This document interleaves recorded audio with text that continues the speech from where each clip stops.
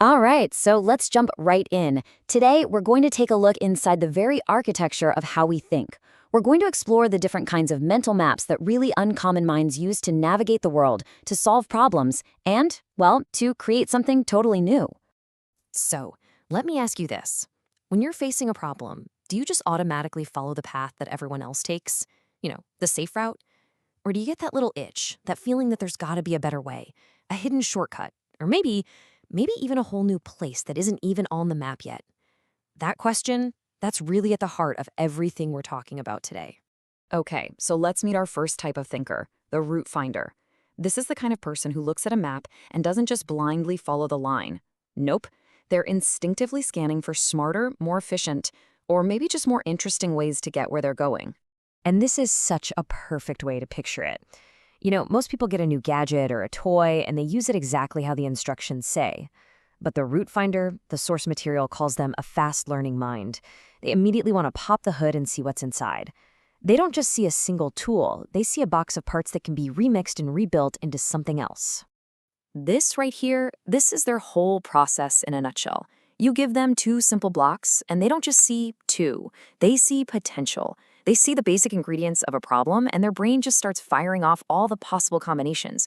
It's pure creative energy. And this is their mantra. This is the voice in their head. It's this deep, relentless need to just do something. Learning for them doesn't come from reading a manual. It comes from tinkering, from experimenting, and yeah, even from breaking things. It's why they learn so fast. While everyone else is waiting for permission, they're already out there, pushing the limits. Okay, now let's level up.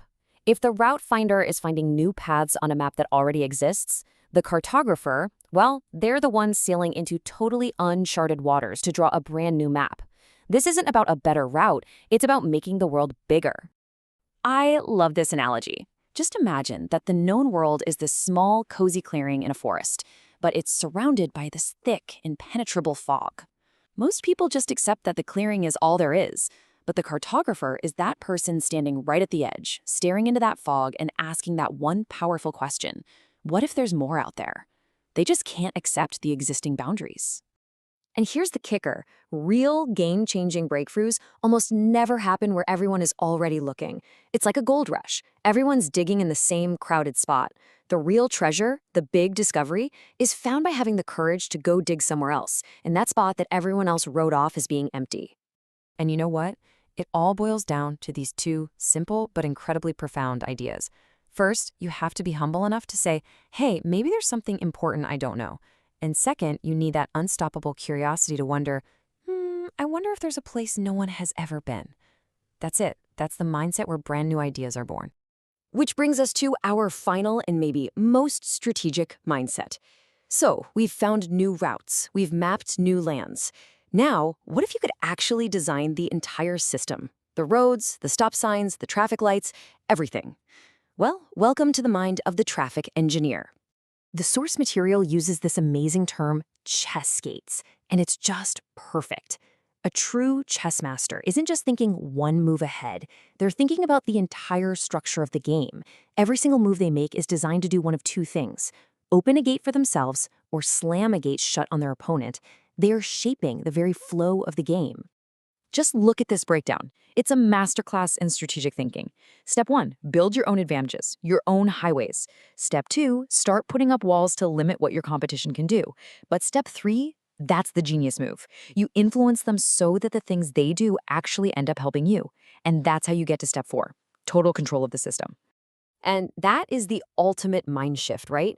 You're no longer just a player running through the maze, hoping to find the prize. You are the architect of the maze itself.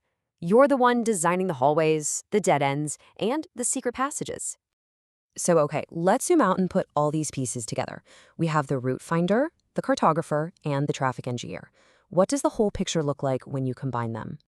This right here, this is the whole thing in a nutshell. It's not about playing the existing game a little bit better. It's about operating on a completely different level. They see the hidden paths, like a route finder. They explore totally new worlds, like a cartographer. And in the end, they rewrite the rules of the game itself, just like that traffic engineer. And this table just lays it all out so clearly. Our route finder is what the source calls the fast learner, the one who finds new routes by taking things apart. Our cartographer, that's the fog explorer, boldly mapping new territory. And our traffic engineer is the master chess player, designing the whole system. 3 different roles that build on each other to form one incredibly powerful way of thinking. So, I'm going to leave you with this final thought.